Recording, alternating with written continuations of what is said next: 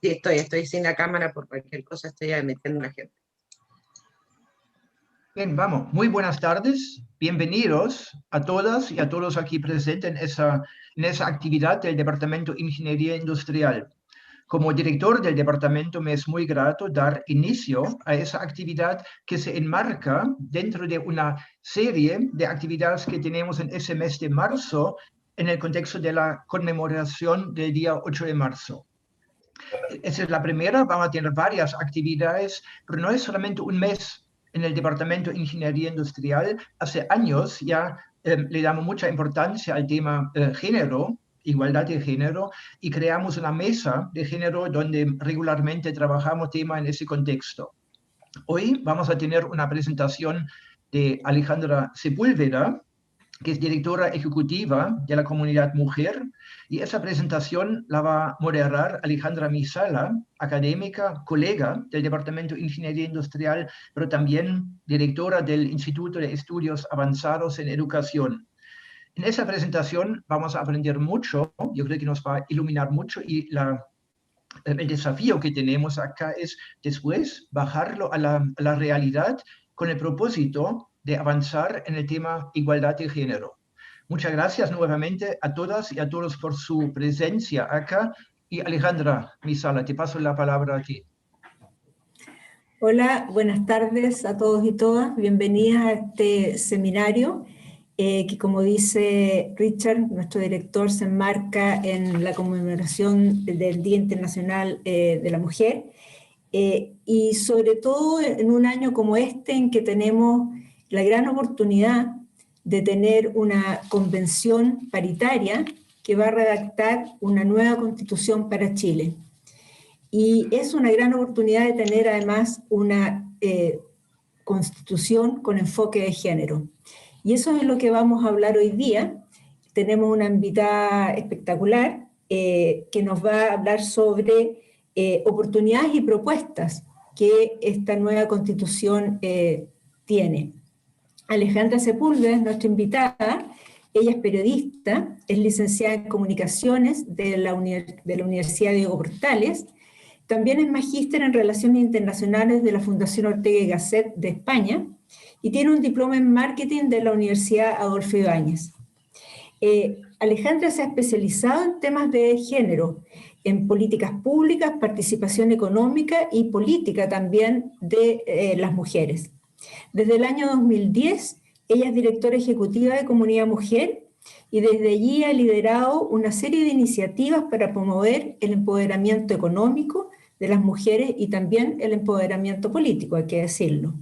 Ha impulsado investigaciones sobre brechas y desigualdades de género en educación, en trabajo y en política. También ha impulsado plataformas público-privadas en alianza con el gobierno y organismos internacionales multilaterales con el objetivo de contribuir a cerrar las brechas económicas de género en nuestro país. Participa de manera permanente en mesas técnicas, en consejos consultivos, en comisiones asesoras, en temas de educación, trabajo, ciencia y tecnología, reactivación económica y también en diversas instancias de consulta a la sociedad civil que hace el Congreso Nacional. Integra el Consejo Editorial de Personas del Diario Financiero y es columnista de La Tercera.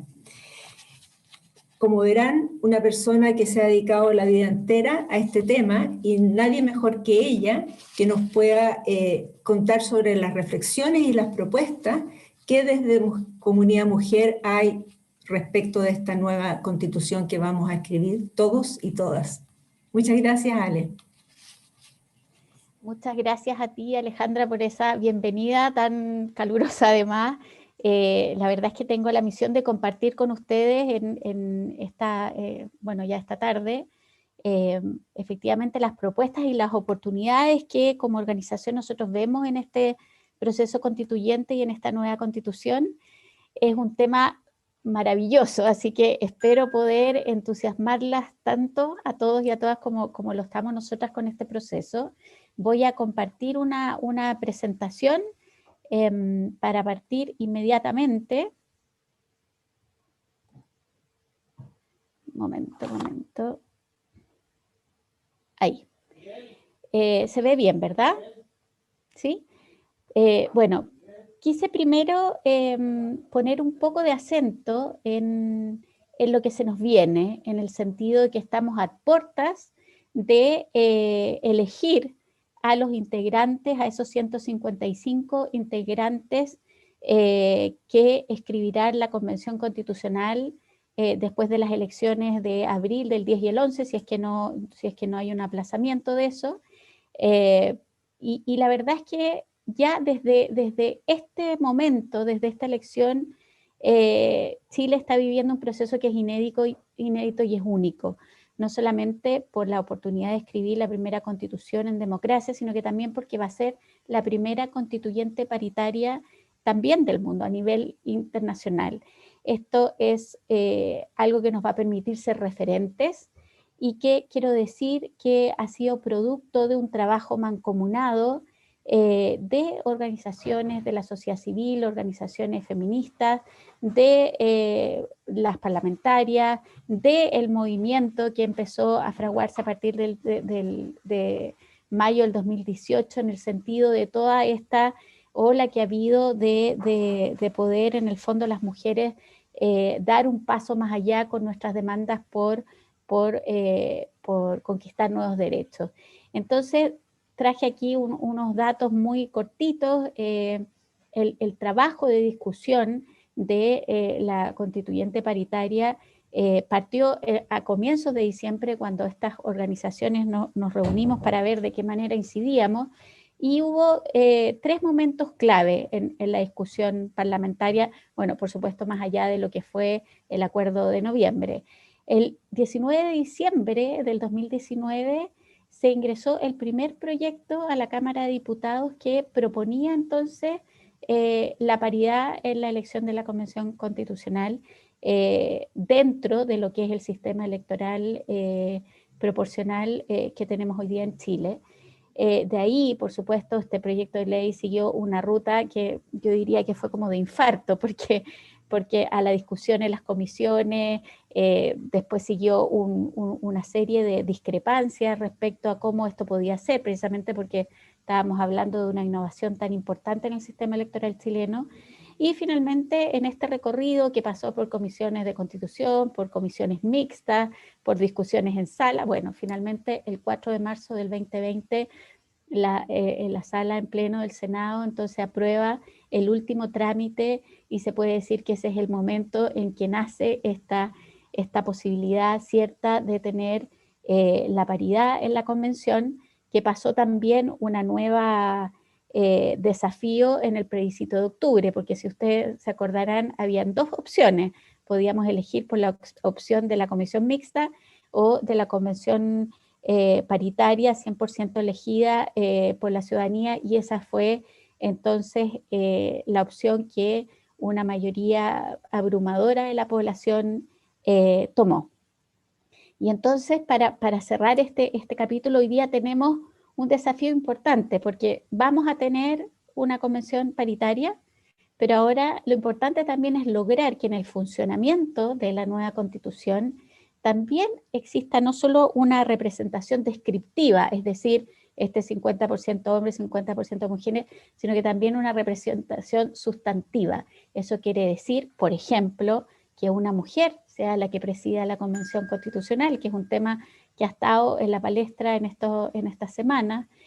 También puede importar mucho que las mujeres presidan comisiones, ya no solo para abordar las temáticas de género, sino que en otros temas tan relevantes como régimen político, como descentralización, como en el fondo las mismas temáticas de reglamento, etcétera. O sea, cómo las mujeres también están presentes de manera importante, liderando comisiones que van a ser muy relevantes en el funcionamiento interno de la convención para lograr estos acuerdos que necesitamos de cara a la redacción de la nueva Constitución.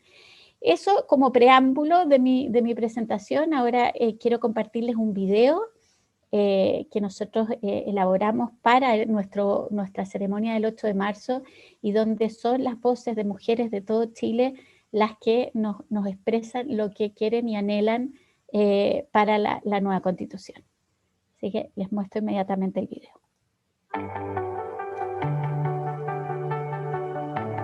Si somos más del 50% de la población, ¿por qué aún no encontramos dentro de estos grupos más desventajados de la sociedad? Soy una mujer dueña de casa, trabajo como cualquier otro, aunque muy pocos los valores, somos los que nos quedamos en la casa para que los demás puedan salir a estudiar y a trabajar. Sabemos que casi 1 millón de mujeres quedaron sin pega en esta pandemia y no han podido siquiera salir a buscar trabajo por tener que cuidar a algún familiar dependiente.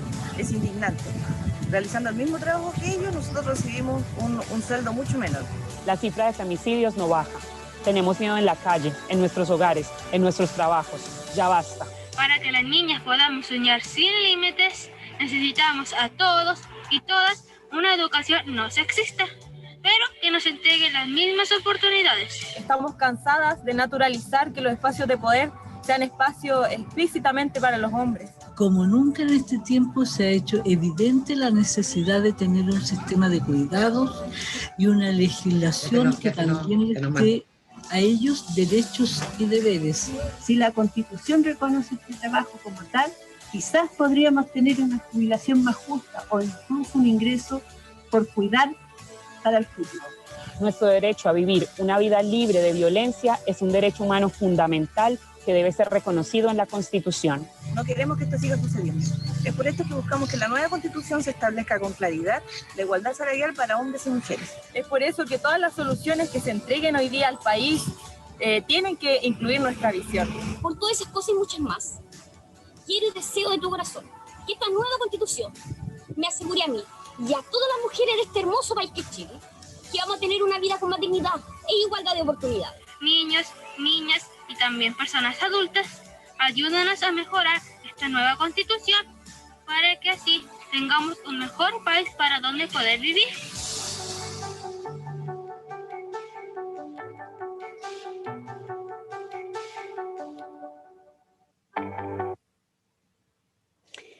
Bueno, quería inspirarlos con este video porque la verdad es que mucha gente, a mucha gente le cuesta imaginarse cómo una nueva Constitución le puede cambiar la vida real a las personas. Y un poco ese es el desafío que tenemos en la comunicación de este proceso tan importante que está iniciando nuestro país con esta primera Constitución nacida en democracia, que evidentemente es un nuevo pacto social. Nos vamos a dar unas nuevas reglas del juego, rescatando, por supuesto, el acervo constitucional que tenemos en la historia de nuestro país, los tratados internacionales, la famosa hoja en blanco, que en realidad no va a ser 100% en blanco, sino que evidentemente tiene que rescatar lo bueno de lo que tenemos, pero es un nuevo pacto social y ese pacto social debe ser legítimo, debe ser incluyente y debe ser sustentable. Y para que eso se logre y para que tengamos una Constitución que sea completa y que sea duradera en el tiempo y no tengamos que al poco andar querer volver a reformarla, la igualdad de género es una condición indispensable. Y en ese sentido, garantizar los derechos humanos de las mujeres, y no solo eso, sino que redistribuir y reorganizar el poder es fundamental para que nuestras demandas de verdad sean atendidas y solucionadas, o sea, de verdad lleguen entonces a cambiar y a resolver o a mejorar la vida de las mujeres. En el sentido que la Constitución lo que es un marco legal al que se supeditan todas las leyes. Por lo tanto, provee una base donde se pueden sustentar todos estos cambios que la ciudadanía hoy día está demandando y que evidentemente sabemos tiene al centro, por lo tanto, esta demanda por una mayor igualdad de género en nuestro país. Es una demanda además que concita un amplio apoyo de la sociedad. Como comunidad mujer, perdón, nosotros hicimos un trabajo que estamos a puertas de difundir en un documento donde reunimos nuestras propuestas para lo que consideramos como los mínimos de esta Constitución con igualdad de género, pensando en los principios rectores para una sociedad justa e igualitaria, los deberes del Estado para promover esa igualdad de género y los derechos fundamentales con perspectiva de género. Pero también hay que partir diciendo que esta Constitución tiene que transversalizar la perspectiva de género en todos los aspectos que ella va a abordar, en su parte dogmática y en su parte orgánica, pero también tiene que considerar un lenguaje inclusivo. Y este, que es un tema controvertido, siempre lo ha sido, es muy importante porque lo que necesitamos es eliminar esa supuesta neutralidad que tienen las leyes al mencionar como sujeto de derecho a las personas, sin identificar con mayor precisión, en el fondo, por ejemplo, a las mujeres, o en este lenguaje que es bien masculino de hablar de los chilenos y los ciudadanos. O sea, necesitamos que ese lenguaje inclusivo esté presente porque también es una manera de visibilizar a las mujeres y de ir solucionando estas situaciones y posiciones de subordinación que hemos tenido a lo largo de la historia. Entonces, pensando en los principios, en los deberes y los derechos, les voy a presentar cuáles son como nuestros puntos más importantes. Ustedes saben que los principios rectores son los valores que orientan el accionar de los distintos órganos del Estado, ¿ya? Por lo tanto, son principios que constituyen ejes centrales sobre los que se organiza la labor del Estado, el rol del interno y lo externo, y en ese sentido son muy importantes a la hora, de nuevo, de orientar lo que va a ser nuestra convivencia, nuestra vida en sociedad una vez sea aprobada esta nueva Constitución. Y en ese sentido, el principio fundamental, principal, que queremos poner en el tapete como propuesta es que nuestra nueva Constitución consagre el principio de la igualdad sustantiva y la no discriminación, que es un principio que permite pasar de la igualdad formal o de jure, que es lo que hoy día tenemos en la Constitución actual, en este artículo que dice hombres y mujeres son iguales ante la ley, a una igualdad sustantiva, o sea, de facto en los hechos y también en los resultados, ¿ya? Eso supone, por supuesto, consagrar la igualdad en dignidad, y esa palabra, anótenla, muy importante, dignidad, derechos y oportunidades de todas las personas, independientemente de su sexo, de cualquier condición de la diversidad humana. Significa la promoción de medidas afirmativas que adecúen el entorno para la consecución de esa igualdad efectiva, siempre teniendo en cuenta todas las diferencias culturales, sociales, biológicas, etc. Acciones afirmativas que significan cómo tú solucionas una desventaja histórica de las mujeres y haces algo en particular, específico, afirmativo para que esto ocurra. Y también, por supuesto, la prohibición de cualquier forma de discriminación. La igualdad no puede presentarse separada de la prohibición de la discriminación, y por lo tanto, en ese sentido, la igualdad de género debe entenderse entonces en relación a las oportunidades, pero también a los resultados, y ser un principio que atraviese de manera transversal todas las materias que se van a ver en la nueva Constitución. Les voy a ir mostrando como experiencias comparadas, porque esta es como una pregunta bien recurrente. Bueno, ¿y cómo lo han hecho otras constituciones? No es una revisión exhaustiva en el sentido que les voy a contar todo lo que hacen todas las constituciones, pero aquí hay dos ejemplos por ejemplo, de cómo lo tiene redactado la Constitución italiana y la sueca. Entonces, por ejemplo, la Constitución italiana respecto a la igualdad sustantiva habla de todos los ciudadanos tienen la misma dignidad social y son iguales ante la ley, sin distinción por razones de sexo, raza, lengua, religión, opiniones políticas ni circunstancias personales, y corresponde a la República suprimir los obstáculos de orden económico y social que, limitando de hecho la libertad y la igualdad entre los ciudadanos, impiden el pleno desarrollo de la persona humana y la participación efectiva. Y así, cada constitución lo pone de una manera distinta a las que lo incorporan, pero aquí tienen dos ejemplos que pueden ser importantes, como lo de Suecia, que dice las instituciones públicas lucharán contra la discriminación de las personas por razón de sexo, etcétera, y todas las otras interseccionalidades que producen condiciones de discriminación. De ahí la importancia, lo que está en la letra de la ley después mandata entonces a las instituciones para trabajar de manera sustentable y equilibrada en estos temas. Después, como segundo principio, que para nosotros es fundamental, y en esto también quiero decir que aquí Chile estaría innovando, es con el principio de la corresponsabilidad social de los cuidados, ¿ya? Eso significa un Estado que reconoce los cuidados como un derecho fundamental de la vida en sociedad, su justa organización social para el logro de la igualdad de género y que este debe fundarse sobre la corresponsabilidad entre el Estado, el sector privado, la comunidad, los hogares, las mujeres y los hombres. Ustedes saben que hoy día esto es muy difícil, no es un principio que esté tampoco instalado en las políticas públicas 100%, porque las mujeres seguimos estando principalmente a cargo, y la idea detrás entonces de este principio implica que todas las personas en un momento de su ciclo de vida necesitamos de cuidado o debemos proveer ese cuidado, y por lo tanto lo que se busca a través de esta propuesta es cómo garantizar que los cuidados se lleven a cabo idóneamente, toda la sociedad haciéndose corresponsable, y no solamente como un deber, una obligación y un costo principalmente asociado a las mujeres.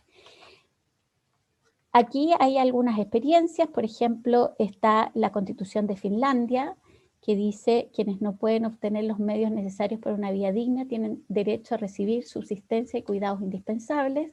La Constitución de Kenia, que tiene en su preámbulo una declaración que es muy bonita, que dice: nosotros, el pueblo de Kenia, comprometidos con el cuidado y la protección del bienestar del individuo, la familia, las comunidades y la nación.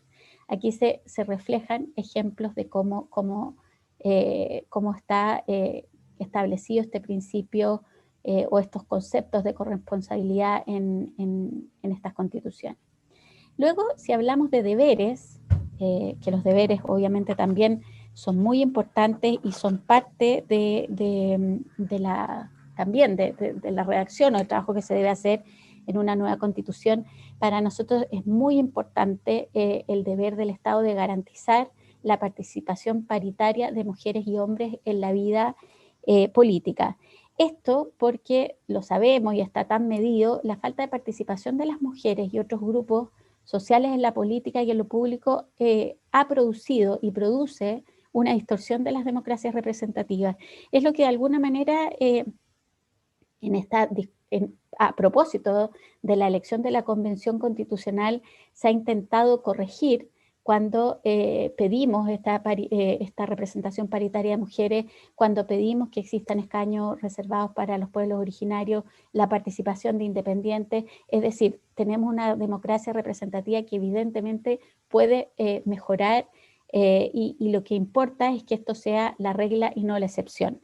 Entonces, en el sentido es clave que el Estado siente las bases de una sociedad cuya organización social y política distribuye los espacios de deliberación y de toma de decisión también de manera equilibrada, ¿no?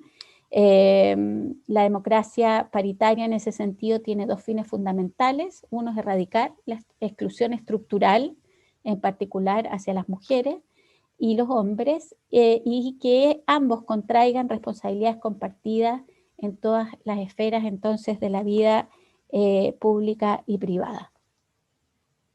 Y esto supone, por ejemplo, el establecer la paridad en la conformación de los poderes del Estado, del poder ejecutivo, legislativo, judicial, o sea, no solamente hablar de elecciones populares, y también de los poderes autónomos, ¿por qué no el Banco Central, el Tribunal Constitucional, ahí donde las mujeres puedan hacer oír su voz y puedan establecer su experiencia? Y esto lo conecto con lo que decía al principio: si nosotros queremos que nuestra Constitución en la práctica solucione y ponga primero problematice y después logre subsanar las desigualdades estructurales que tenemos en la sociedad, las mujeres tenemos que estar representadas proporcionalmente en la toma de decisión también. De ahí la importancia de este deber del Estado.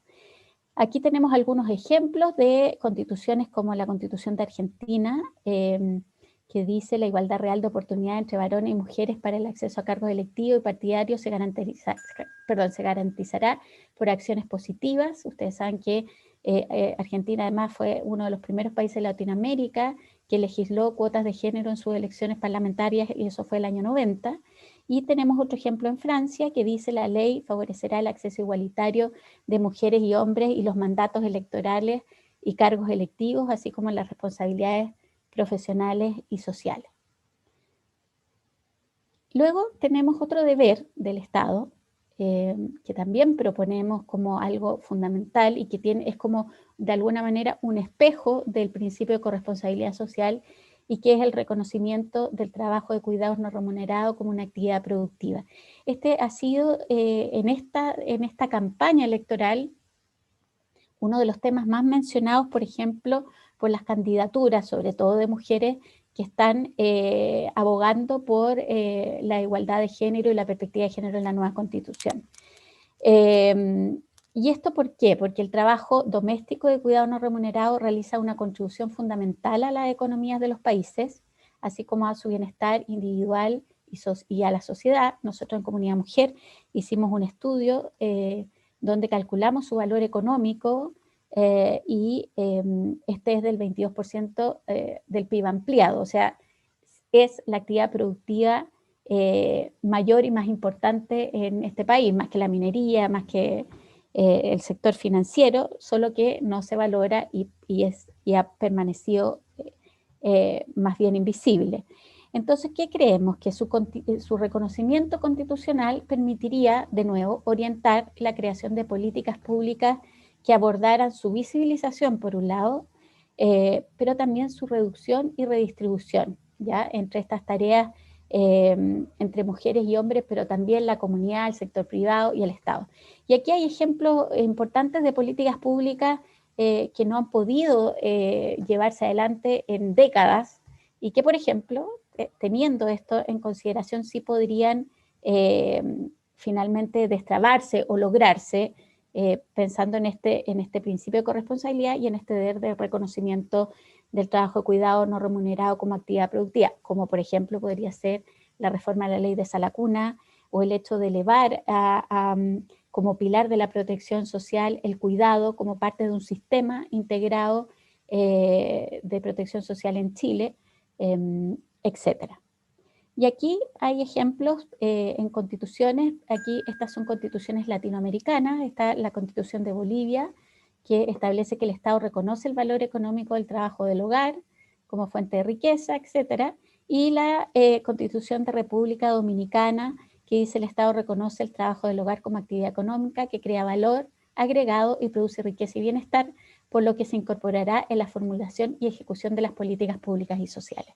Dos ejemplos concretos de cómo esto podría trabajarse en la Constitución.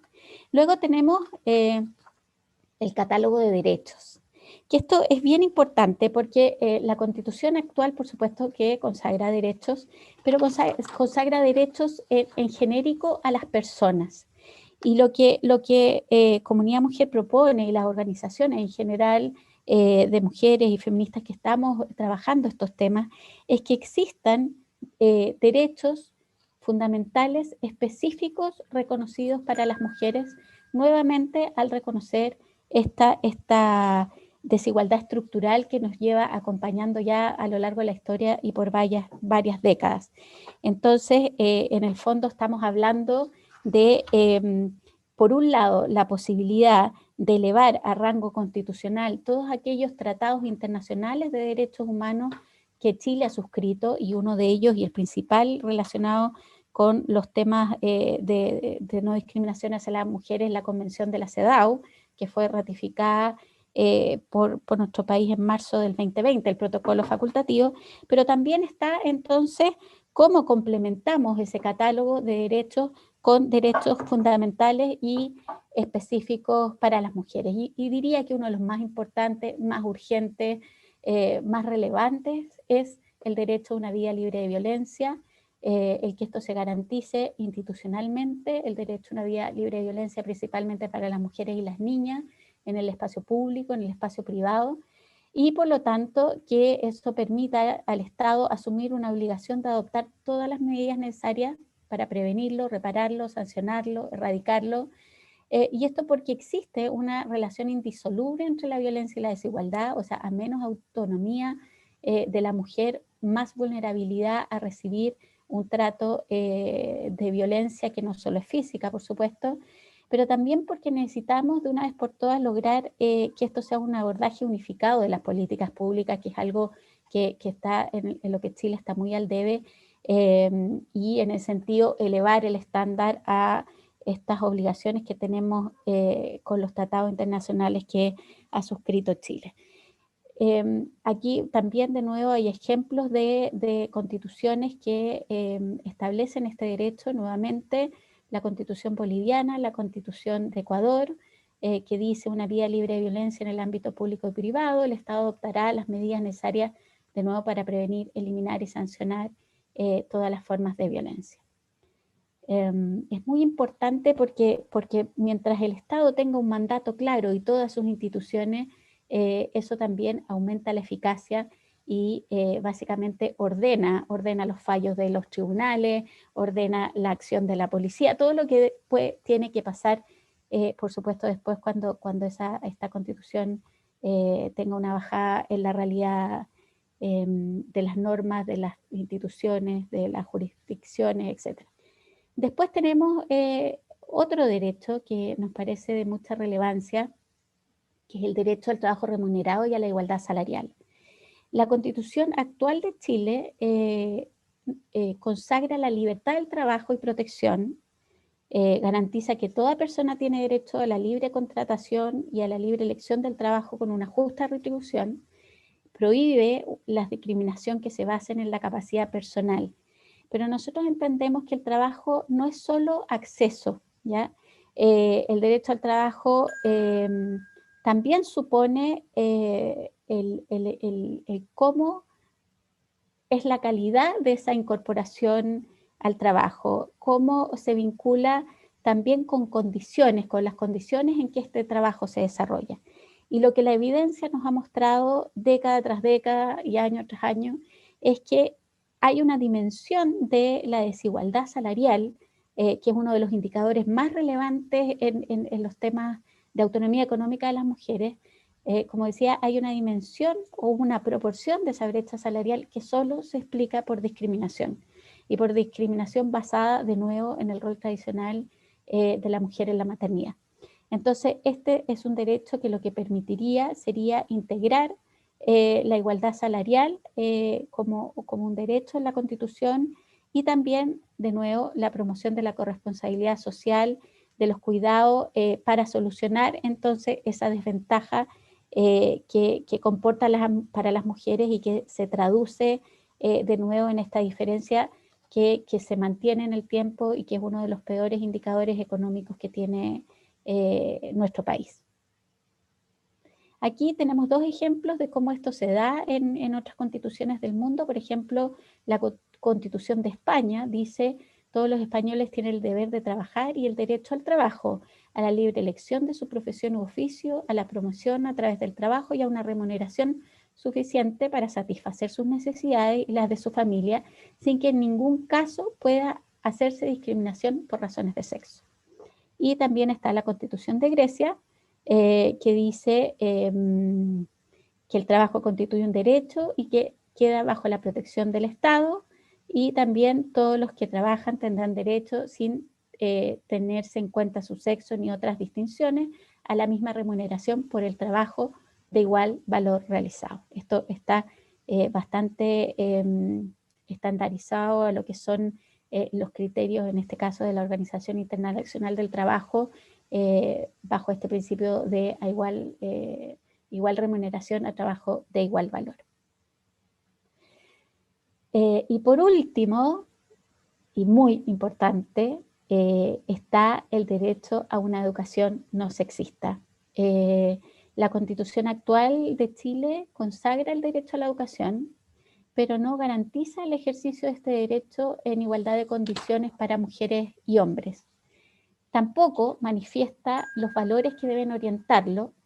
Desconoce así que la educación es un factor estructurante de las desigualdades de género, y como sabemos y de manera muy profunda ha estudiado Alejandra Misala, que está aquí con nosotros, efectivamente una educación con sesgos de género limita el pleno derecho de las niñas y de las mujeres a la educación y al despliegue de sus proyectos de vida.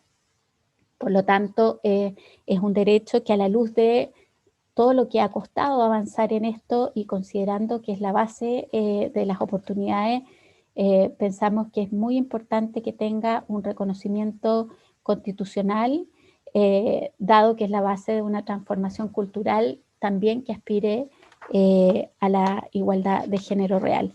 Y aquí tenemos dos ejemplos de constituciones. Está la Constitución de Noruega, que dice que todas las personas tienen el derecho a la educación, niñas y niños tienen derecho a recibir educación básica, la educación preservará las capacidades y necesidades del individuo y promoverá su respeto por la democracia, el Estado de Derecho y los derechos humanos.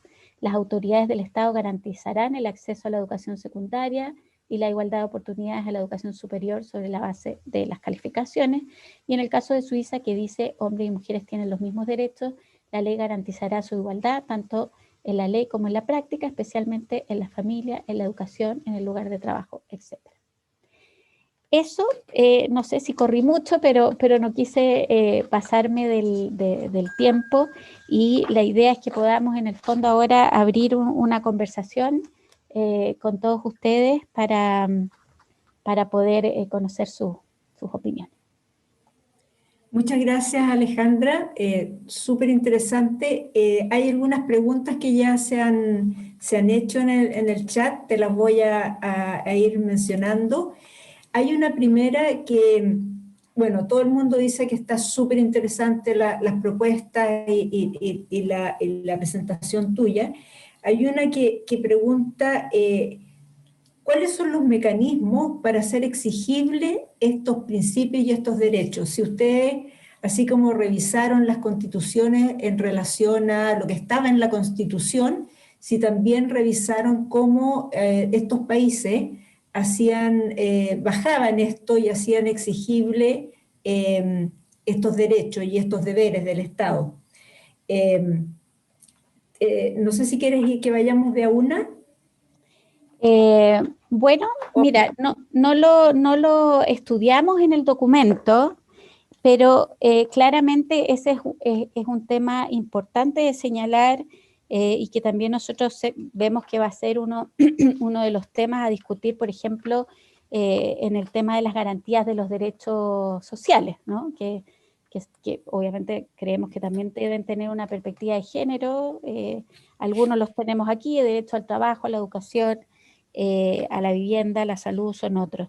Y básicamente la forma de hacerlos exigibles es, sin yo ser abogada, tiene que ver con que si tú crees que el incumplimiento va a ser, por ejemplo, objeto de una acusación de discriminación arbitraria, o que va a ser, por ejemplo, contrario a la legalidad, entonces básicamente tú dices, si estás transgrediendo un principio que está en la Constitución, eso quiere decir que estás incumpliendo la norma fundamental, y por lo tanto eso tendría que tener una sanción que habría que establecer cuál es. Yo no creo que la Constitución establezca tan al nivel de detalle de qué manera estos derechos se hacen exigibles, pero sí como con ese parámetro de definir. Si no lo haces, entonces estás yendo contra la jurisprudencia; si no lo haces, estás incurriendo en una discriminación, y por lo tanto eso es una vía que es orientadora para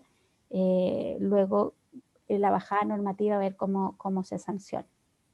Es lo que puedo contestar, porque no soy abogada, entonces no me lo podría imaginar de otra manera.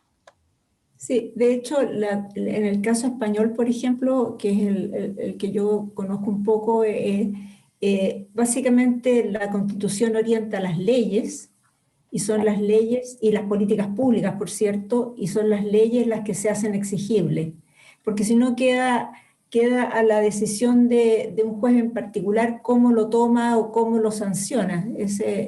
La ley te permite tener esa claridad. También hay una pregunta respecto de la valoración de labores de cuidado no remunerado, y Darinka quiere saber si tu opinión sobre considerar también la valoración del trabajo de cuidado en general.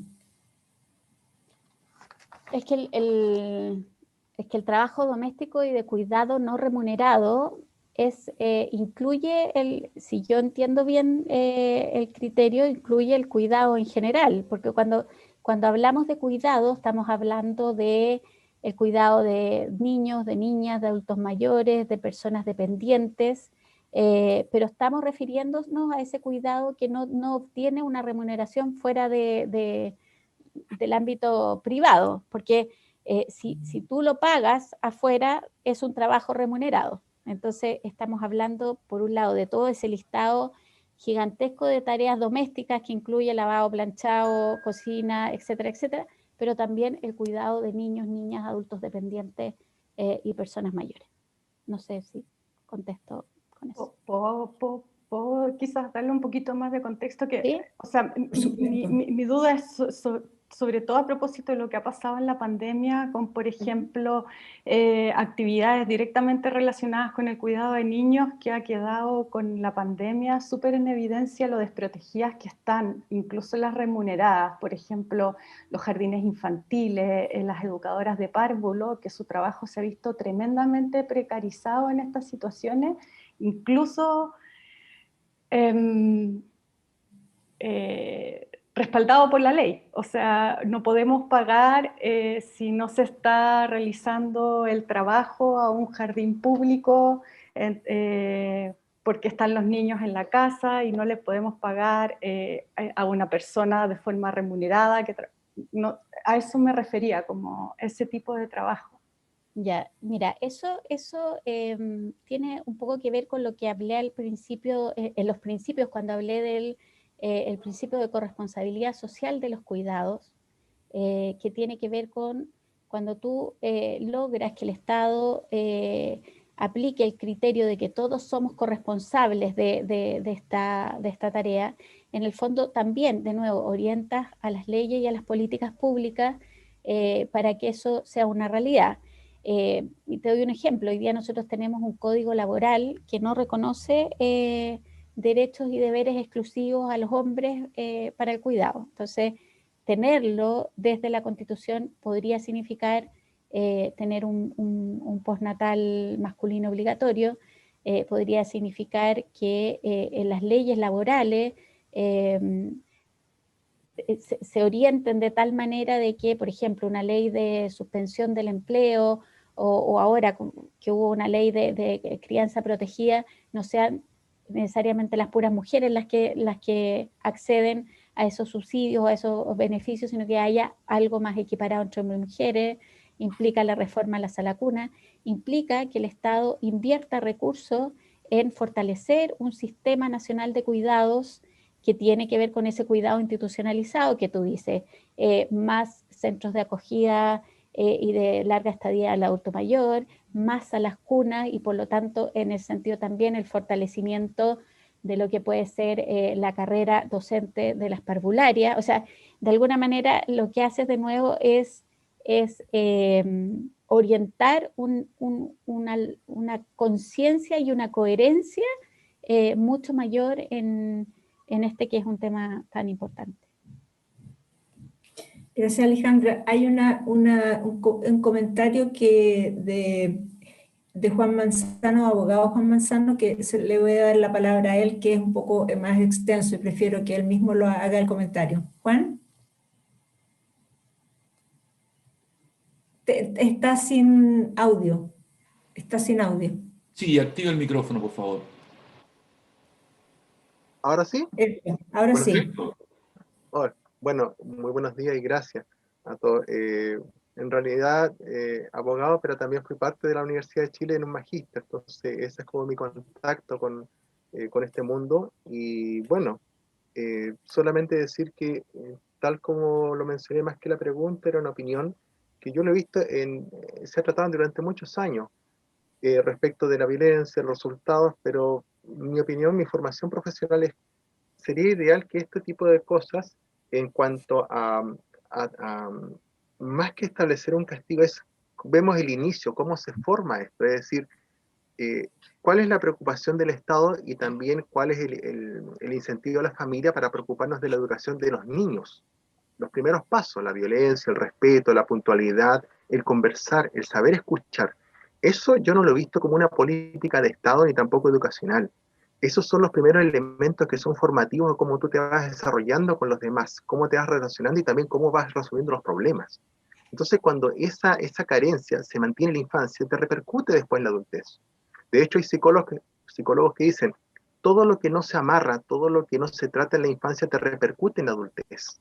El hecho de ser inseguro, el hecho de estar calladito, es decir, una serie de elementos. Y el tema de tratar las situaciones con la violencia, eso no se trata y repercute después. Y por último, el tema de las penas, que también es en mi caso, yo lo he visto, muchas sentencias relativas a este caso de femicidio, parricidio, en fin, delitos violentos, aunque diga la sentencia, es pena efectiva, es decir, sin beneficios, llegado el momento cuando esta persona está privada de libertad, pasa, por ejemplo, son 10 años, al cumplir el año número 5, automáticamente Gendarmería se basa en un reglamento interno, un decreto, que no sé en este caso el número, y automáticamente, sin que el mismo condenado lo pida, lo incluye en una lista para postular y ver si es candidato apto para optar a la salida condicional.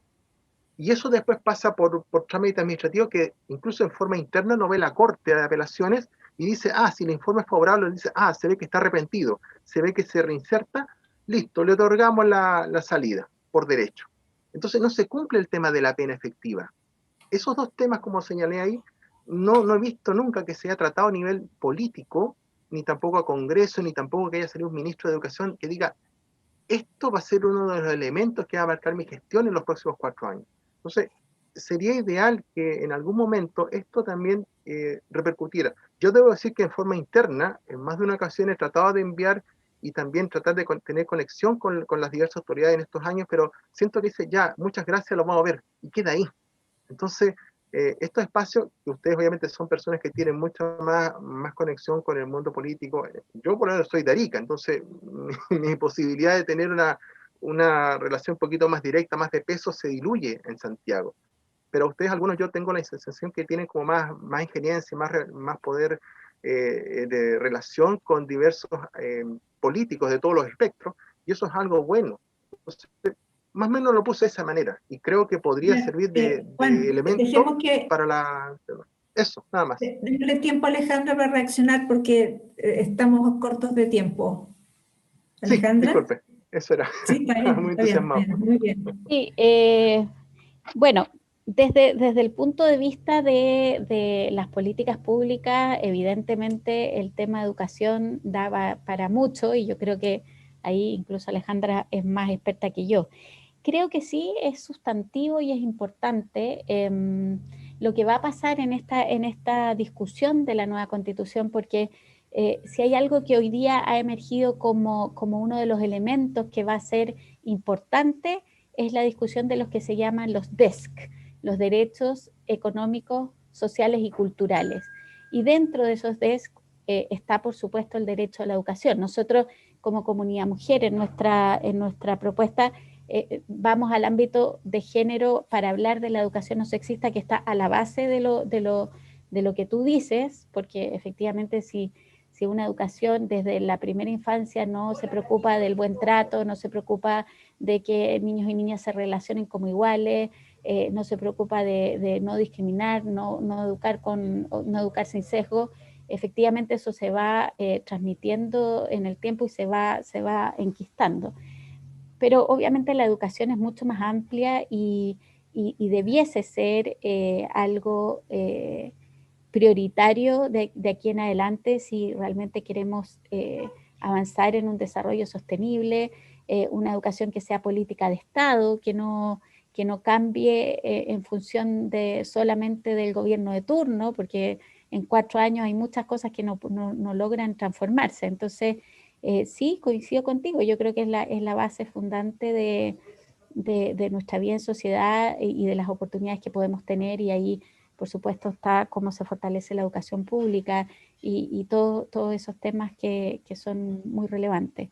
Y en ese sentido, creo que el debate que se va a dar en la convención, este debiera ser uno de los temas insignes, también porque se vincula con los derechos de niños, niñas y adolescentes, que de nuevo tampoco están reconocidos en la Constitución actual y son sujetos de derecho y deberán ser primera prioridad también. Gracias, Alejandra. Hay una pregunta respecto de la no discriminación en relación a la edad, que expliques un poquito qué es el alcance que eso tiene, la no discriminación respecto a la edad, y también en relación a la corresponsabilidad por parte del Estado de los cuidados y cómo queda el rol de los padres en eso. Si hay una confrontación ahí o no, en relación al rol que tiene el Estado versus el rol que tienen los padres en el tema de los cuidados. Voy a partir por la segunda primero. No hay ninguna contradicción en unos y otros, porque lo que uno espera del Estado en términos de la corresponsabilidad social es que el Estado haga su parte, en el sentido de que ponga las condiciones, los recursos y los elementos necesarios para que ese cuidado parental se pueda realizar de mejor manera. Por ejemplo, con una red de cuidado institucionalizado para niños, niñas y también para adultos mayores. El hecho de que se puedan, por ejemplo, generar fondos solidarios que permitan financiar una sala cuna universal. O sea, no es que los padres vayan a entregar su propia responsabilidad para delegarla en un Estado, sino que es como la corresponsabilidad se establece en los distintos niveles. Padres y madres en primer lugar, en la casa, en la familia, idealmente con roles equitativos y equiparables, la comunidad y el Estado, por supuesto, como garante y como probablemente el que puede entregar entonces estas redes institucionalizadas que hoy día son bastante deficientes. Lo que sí hay, yo te diría que a lo largo de la historia de nuestro país, probablemente una de las políticas públicas que mejor ha funcionado es el Chile Crece Contigo, que es parte del cuidado institucionalizado con las salas cuna integra, Junji, pero hoy día no tiene toda la cobertura, y lo que hoy día está muy deficiente es el cuidado institucionalizado de los adultos mayores, con los centros de larga estadía o los centros de día. Hoy día están en los extremos, está el Hogar de Cristo y la Fundación La Rosa, y están los senior suites privados, pero un cuidado que realmente le permita a las familias contar con una ayuda en ese sentido hoy día no existe, y por eso que la carga la tienen las mujeres. Y respecto a lo de la discriminación por la edad, bueno, la discriminación por la edad se da en todos los órdenes de la vida, desde el hecho como muy claro de cómo las personas envejecen con unas pensiones que son muy, muy deficientes, muchas veces en niveles que están bajo la línea de la pobreza y que no le permiten tener una vejez digna o tener una vivienda en la que poder estar y obviamente envejecer con tranquilidad. Está en el hecho de que a los adultos mayores no le dan trabajo y que por lo tanto es difícil para ellos hoy día prolongar su vida activa y autovalente, ya no porque probablemente no quieran hacerlo, sino que porque el sistema de alguna manera los arroja afuera. Está todo lo que tiene que ver con los asuntos vinculados a la salud también. Todos son temas que se pueden ver desde una perspectiva de género, eso sin duda, pero también es algo de lo que tenemos que preocuparnos no solo desde la Constitución, sino que las políticas públicas, por supuesto, porque somos una sociedad que está envejeciendo a pasos agigantados, y después lo que vamos a tener para adelante cuando hablamos de este pacto intergeneracional es pocos jóvenes, poca población joven haciéndose cargo de muchos adultos mayores. Entonces también es un tema social muy urgente de abordar, y por supuesto la no discriminación a los adultos mayores, evidentemente. Gracias, Alejandra. Hay una pregunta sobre cómo avanzar en una independencia económica de las mujeres cuando muchas de ellas están en labores de cuidado no remunerado. ¿Qué es lo que se ha pensado al respecto? Bueno, ahí hay poquito desarrollado y hay mucho por desarrollar, porque hoy día lo que tenemos básicamente en Chile es solamente un pilar solidario del sistema de pensiones que permite una pensión básica solidaria para las mujeres que no han podido trabajar y que se han tenido que quedar en la casa, que es una pensión, no me acuerdo el monto exacto, pero es menos de 160.000 pesos, creo que 130.000 pesos al mes, lo que evidentemente está por debajo de la línea de la pobreza. Lo otro que tenemos es el bono por hijo nacido vivo, que es otro reconocimiento precisamente a esta idea de las mujeres que no han salido a trabajar por quedarse cuidando. Pero hoy día la discusión del mundo y la discusión hacia adelante va mucho más allá. Y cuando uno piensa en este reconocimiento a nivel constitucional de este trabajo como un trabajo productivo, evidentemente lo que viene hacia adelante después es cómo tú discutes si vas a tener una renta básica para las mujeres cuidadoras o de qué otra manera la protección social se va a hacer cargo de estas falencias, cómo el sistema de pensiones se va a hacer cargo de esas lagunas que son mayores en el caso de las mujeres por esta razón, porque muchas salen y entran del mercado laboral con razón de estar por razones familiares permanentes. Entonces te diría que no hay tanto hecho, pero sí hay mucho que diseñar y que pensar hacia adelante para poder generar esta compensación. Ahora, si nosotros pensamos en un sistema mucho más equiparable, donde los hombres también asumen lo que les corresponde a su rol, quizás vamos a tener que hacer otro tipo de cosas y quizás eso se va a nivelar esa cancha, las mujeres van a poder salir a trabajar en mayor proporción, no va a haber brecha salarial porque esto va a estar mucho más regulado y por lo tanto quizás más que hablar de rentas básicas para cuidadoras vamos a tener que hablar de una red de cuidado institucional que permita a hombres y mujeres salir a trabajar teniendo a sus hijos, hijas y adultos mayores como corresponde, digamos, bien cuidados, porque por supuesto son un valor para la sociedad. Entonces, depende. Hoy día, en el estado actual en el que estamos, uno puede hablar de muchas cosas, pero lo que nosotros queremos como comunidad mujer es que de verdad la responsabilidad de los cuidados sea repartida de manera igualitaria, y eso define mucho en términos de oportunidades y de autonomía para las mujeres.